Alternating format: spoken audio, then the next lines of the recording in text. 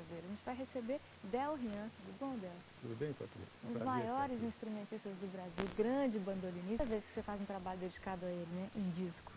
Segunda vez. O primeiro foi em 1980. E agora, com a realização do Instituto Jacó do Bandolim e patrocínio da Petrobras, nós estamos apresentando o volume 2. O volume 2. Muito bacana, muito bacana. Ideal, vamos começar, antes da gente falar do Jacó, porque vamos falar, claro, dele aqui bastante no programa, vamos falar um pouco sobre a escolha do seu instrumento. Quando foi que você resolveu tocar o bandolim? Bom, isso aí já vem de muitos anos, né? Porque eu fui criado no meio do choro, no meio da música instrumental. Na casa do meu avô tinha roda de choro, meus tios tocavam, né, cavaquinho, violão, bandolim. Então isso aí veio desde criança, né? Eu comecei a estudar bandolim com 13, 14 anos, por aí. Já começou no bandolim, então, né? Já se especializou de casa? Não, eu comecei no cavaquinho, ré, sol, si, ré.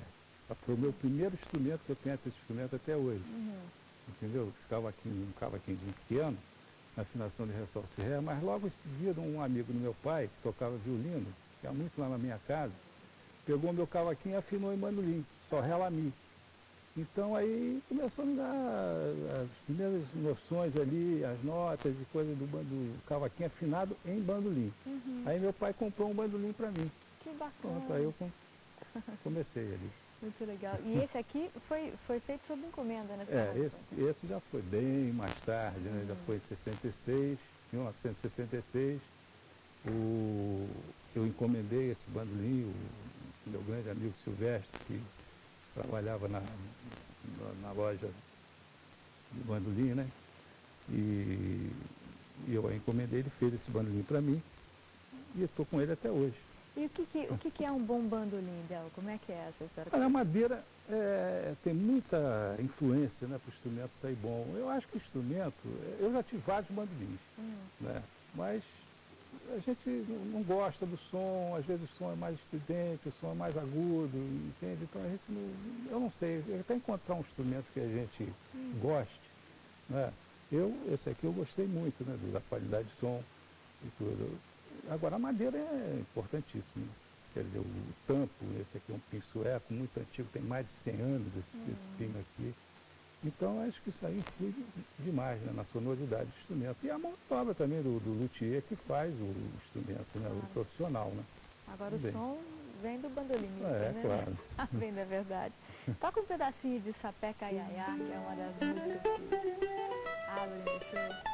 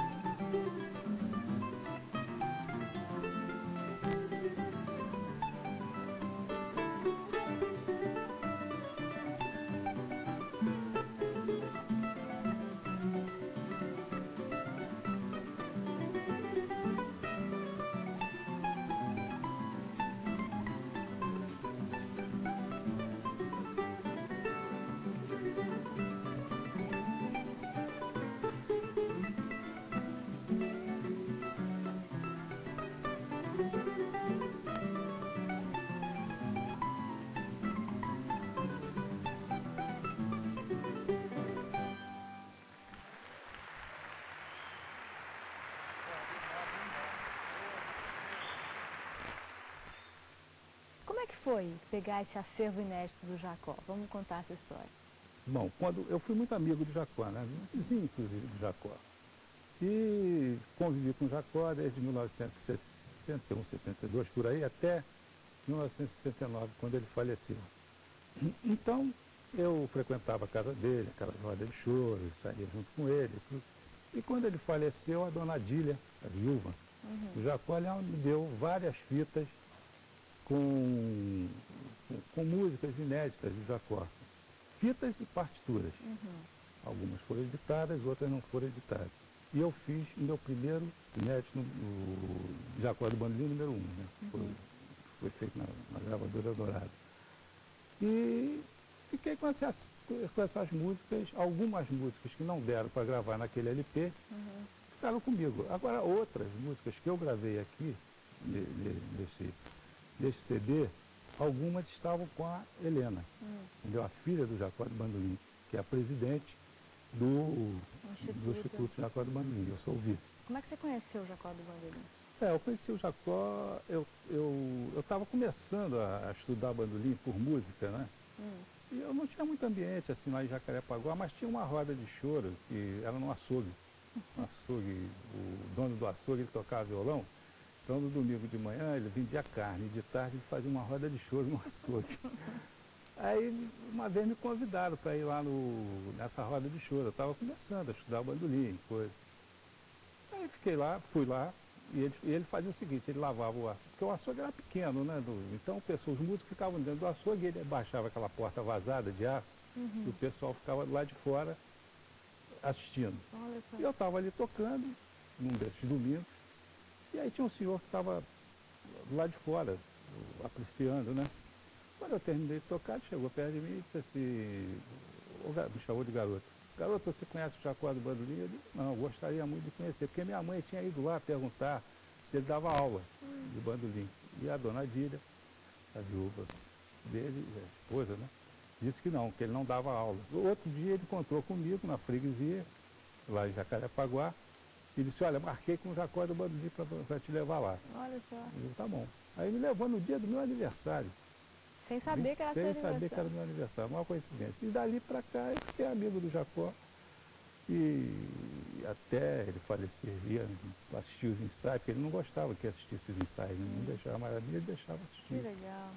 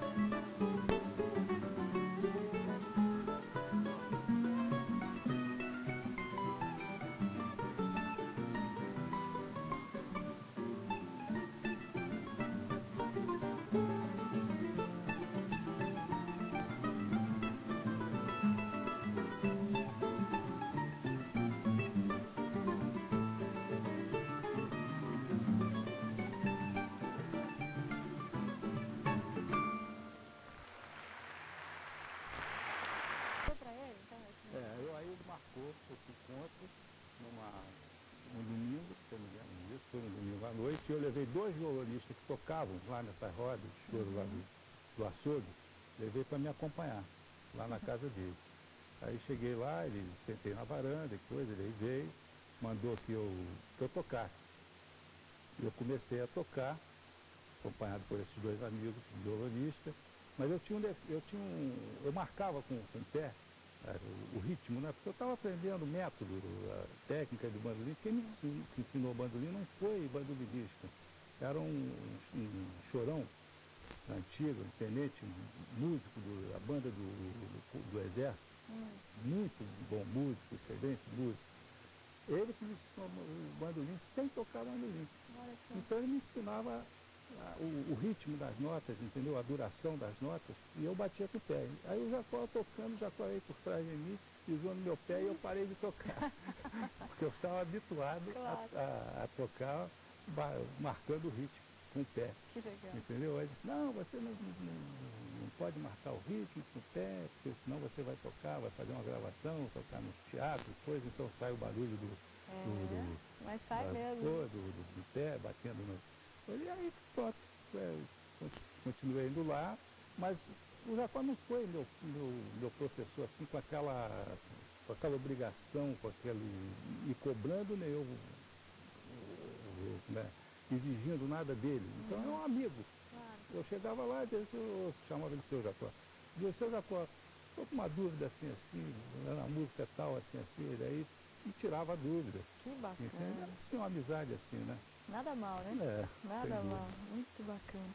Bom, e aí para escolher esse repertório do show aqui, que foi gravado na Sala Cecília Meirelles, você misturou um pouco esses inéditos do Jacó com alguns clássicos, né, do repertório dele, como Doce de Coco, por exemplo. Foi, eu fiz isso porque o Doce de Coco é uma música que marcou, o Doce de Coco, o Leite Carioca, essas músicas marcaram o Jacó até hoje, né? O pessoal toca muito, né? Aí, sabe, eles tocam muito. Então, aí eu escolhi para tocar, né, o Doce de Coco, que é uma música muito bonita, porque o Jacó gostava muito de Doce de Coco e Sorvete de Coco, por isso que ele fez o choro Doce de Coco. Fez pro doce mesmo? Olha, depois ganhou uma letra toda romântica. É isso aí. Muito bacana. Legal. E a Elisete gravou e a Isaurinha gravou. A primeira gravação é da Isaurinha Garcia, porque tem letra, né? Letra do João Pacífico, foi a primeira letra, e depois a segunda letra foi a letra do Hermínio Belo de Carvalho, que a Elisete gravou. Mas da primeira gravação, que o Jacó participou da primeira gravação com a Isaurinha Garcia, do Regional do Canhoto, né? Foi a primeira gravação. Aí eu escolhi o Doce de Coco para tocar lá no cinema.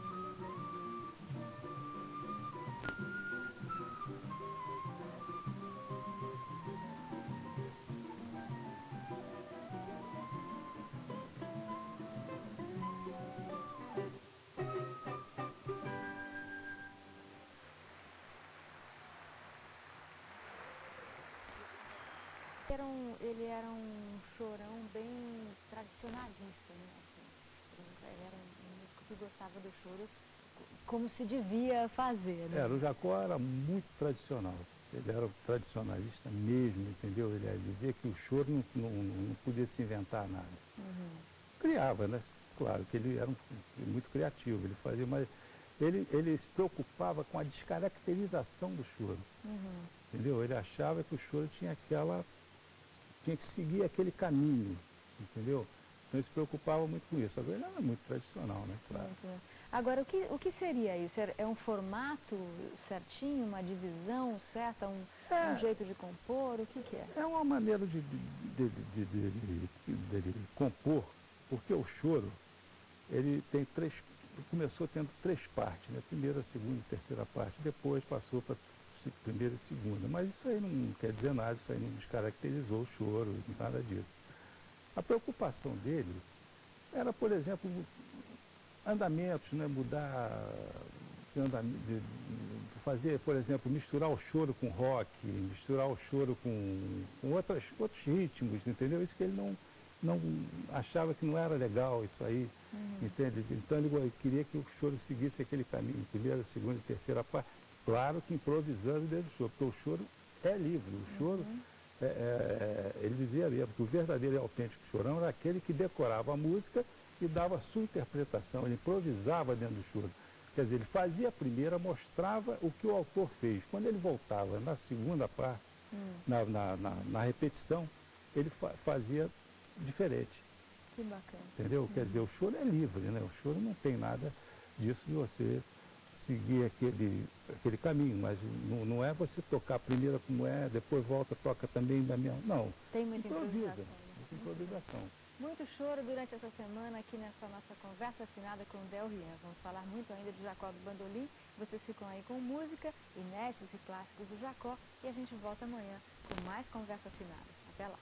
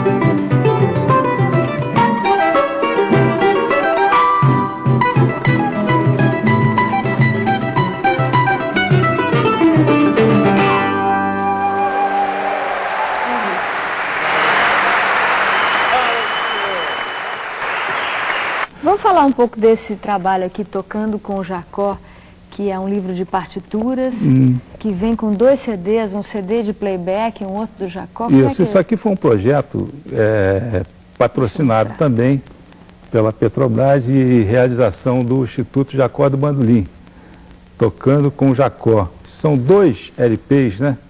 Primas e Bordões e os Chorinhos e Chorões. Foram os 2 primeiros LPs que o Jacó fez com o conjunto dele, né? E o Instituto fez esse trabalho aí para incentivar, isso é um incentivo aos jovens músicos, né, que estão começando. Jacó do Bandolim. Por quê? Porque inclusive são os playbacks, né? Tem um CD que é só o playback, o acompanhamento. Quer dizer, a pessoa pega o instrumento e toca em cima. Com as partituras originais do Jacó? Com as partituras.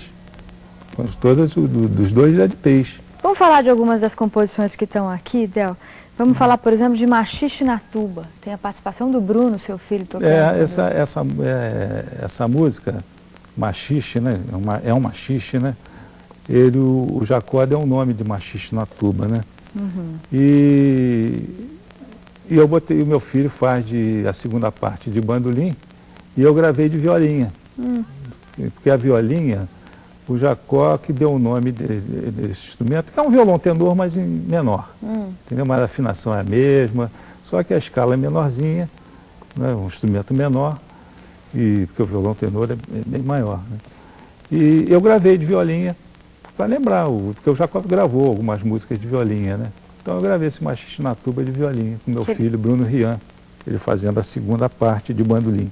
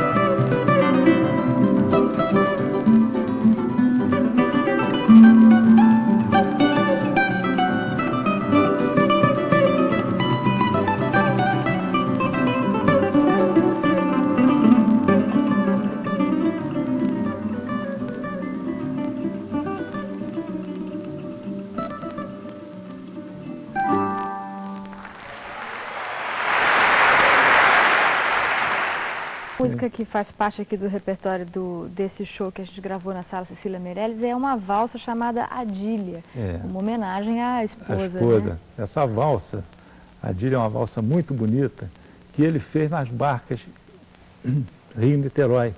Porque tinha um senhor em Niterói, chamava-se Oliveira, que o apelido era Ioiô, e fazia umas reuniões na casa dele muito boas mesmo, uma reuniões excelentes. Pô. E eu ia com o Jacó às vezes lá, nós íamos conjunto e coisa. E nessas idas e vindas do Jacó, ele fez essa valsa, em 1962, outubro de 62. Ele fez essa valsa nas barcas. Muito botou bacana. O nome de Adília. E você diz aqui que tem o quarteto de cordas junto. Quarteto de cordas. E alguns são músicos da Orquestra Petrobras. Entendeu? E eu achei o arranjo é do Cristóvão Bastos.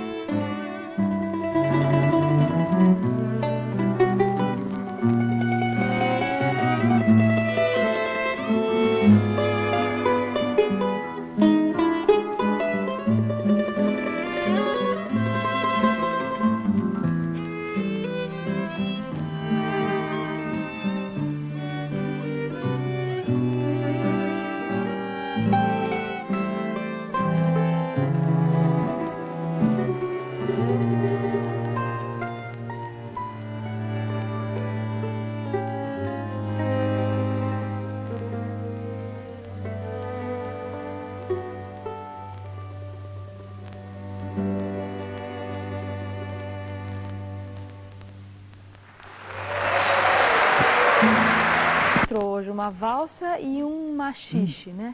Quer dizer, ele além de compor choro, ele também fazia essas outras, ele também incursionava por esses outros gêneros, né? Ah, sem dúvida. O Jacó, ele fazia, frevo também, ele fez frevo, né? Vários frevos, né? Ele gravou, inclusive, né? Vários frevos. Gravou né? vários frevos? Samba também ele fez. Ah, é?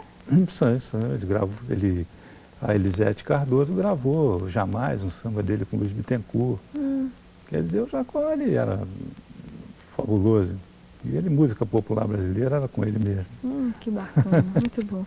Eu queria lembrar com você também, Dé, uma gravação, um trabalho que você fez com outro grande instrumentista brasileiro, que infelizmente morreu muito jovem, que é o Rafael Rabelo.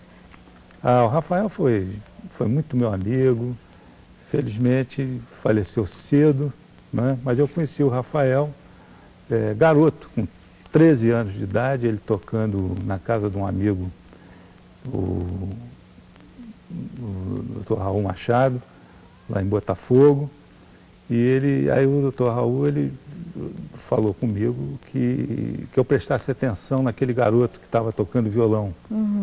E eu fiquei prestando atenção nele e eu disse assim para ele no final da reunião, aí disse assim, escuta, você está estudando violão? Não, eu estou precisando de um professor de violão e coisa.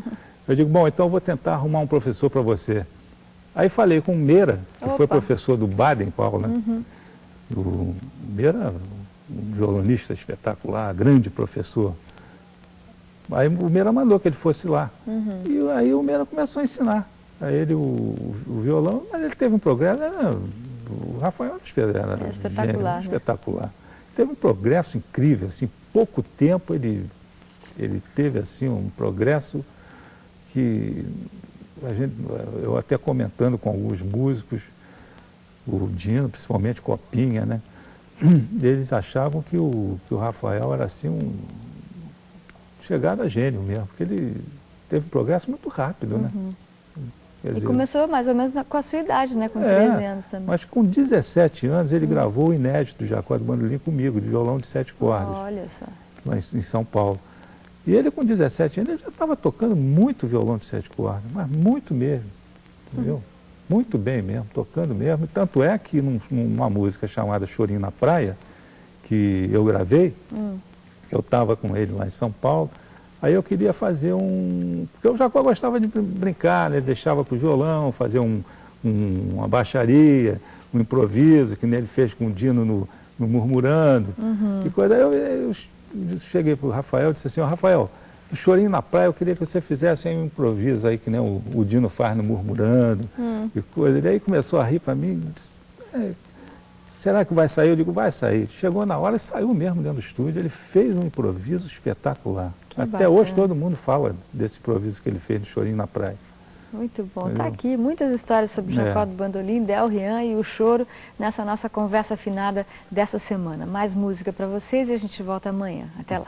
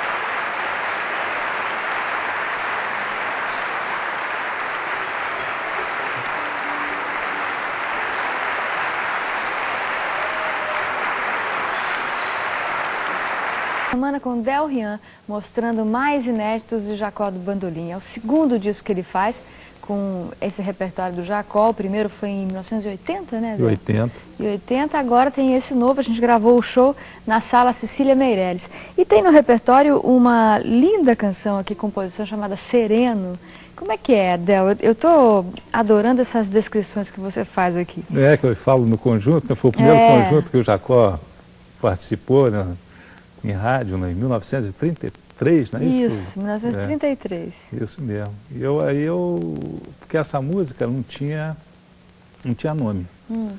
Então, para homenagear, nós lá no estúdio, eu, com o Sérgio Prata e a Helena, gente, aí eu disse, vamos homenagear o primeiro conjunto que o Jacó participou, que tocou, ele tinha novinho, né, tocando no rádio, em 1933, aí colocamos esse nome de Sereno, que era o nome do conjunto, né? Conjunto Sereno, que era Jacó, Carlos Gil, Ernesto e Natalina Gil. E diz que tem um fraseado seresteiro nesse show. Como é que é um fraseado seresteiro?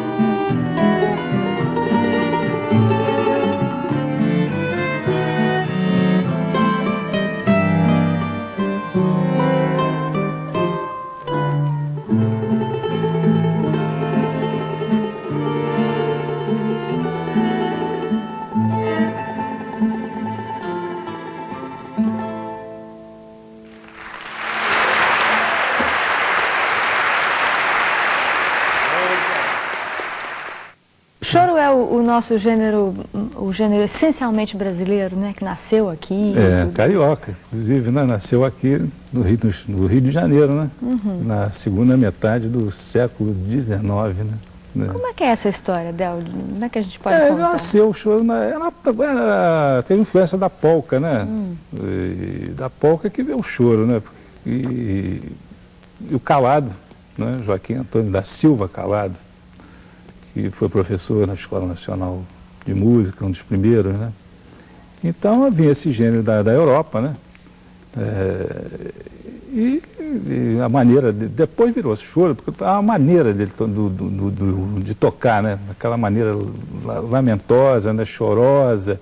Então foi evoluindo. Mas o choro mesmo, porque tudo era polca, né? Tudo era polca. Mas ele pegou a rítmica do choro mesmo, foi com Pixinguinha, né? O Pixinguinha que mudou totalmente a maneira de se tocar a polca, que era a polca, depois que virou Ele é choro. que abrasileirou a coisa, então. Porque era a polca, aquele gênero que veio, que era da Europa, que os chorões, na época, né, tocavam, faziam aquela roda, flauta, cavaquinho, violão. Então, eles tocavam daquela maneira. Aí chegou o Pixinguinha, começou a introduzir o pandeiro no choro, né, deu mais rítmica ao choro, entendeu? E ficou o nome choro.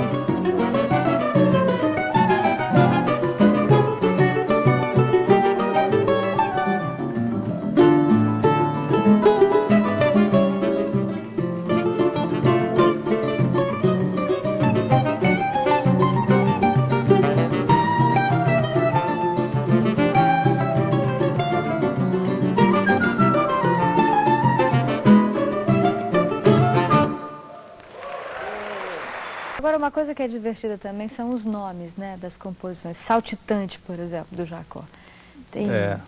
Os nomes são gozados, né? São divertidos. Tem a ver com o ritmo?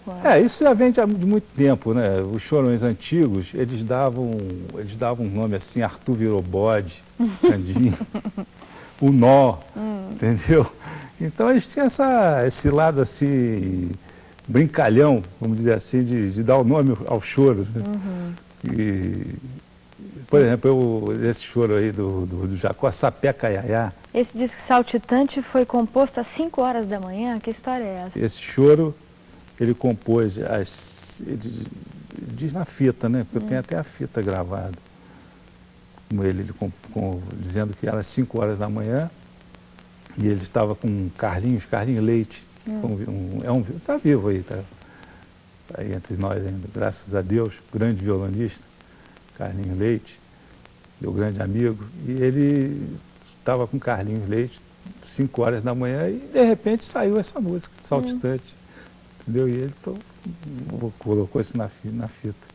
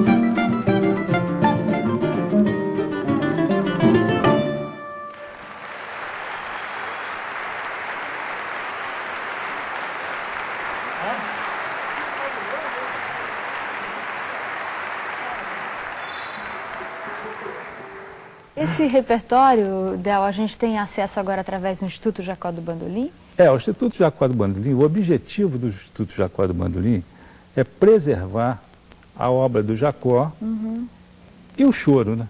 Esse é o objetivo do Instituto Jacó do Bandolim.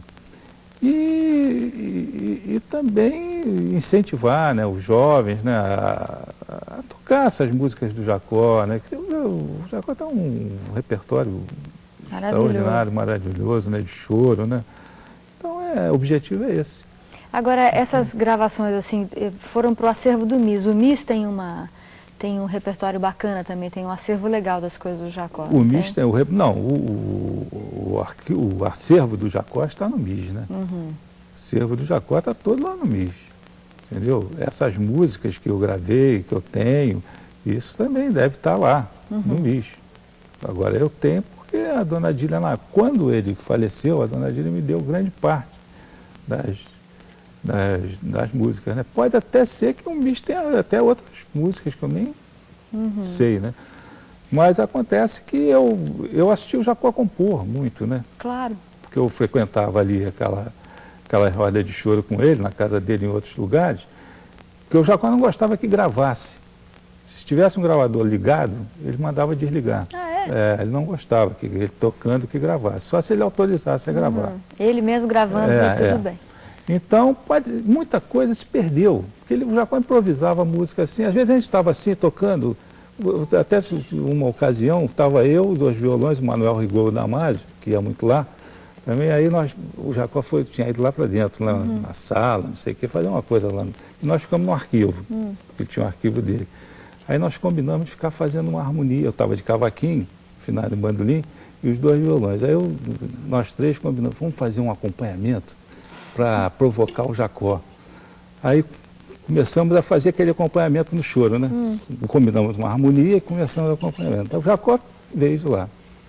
Aí ele parou assim na entrada do arquivo, começou a rir, foi lá, pegou o bandolim, fez um choro em cima daquele acompanhamento que nós estávamos fazendo, entendeu?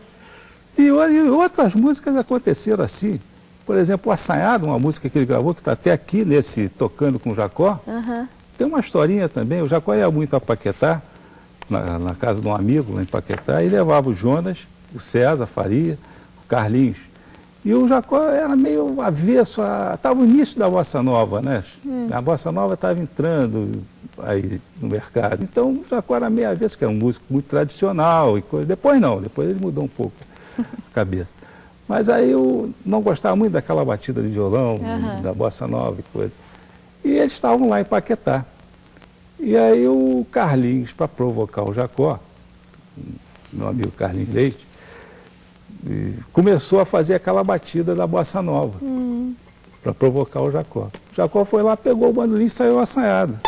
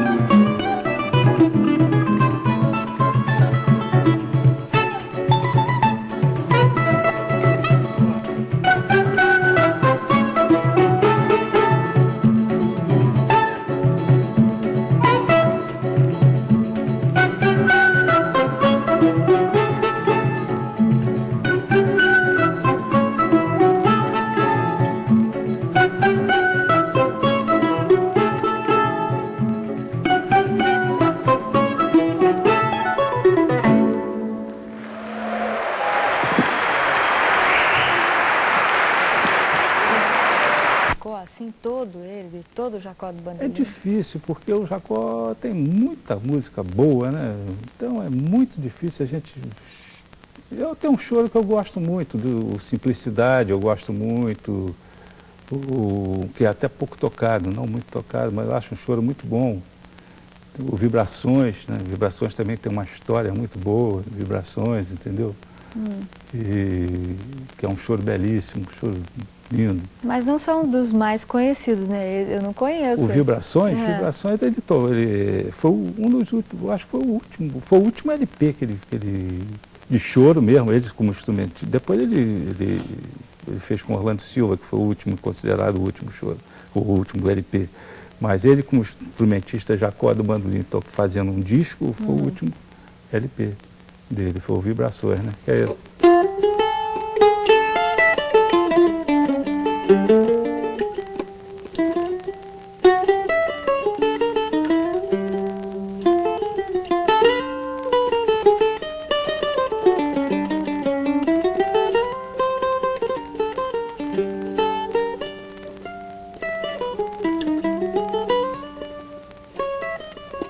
Uma linda música. Tá vendo? Olha só, as histórias do choro aqui com Del Rian durante toda essa semana na nossa conversa afinada pela TVE Brasil. Mais música para vocês e a gente volta amanhã. Até lá.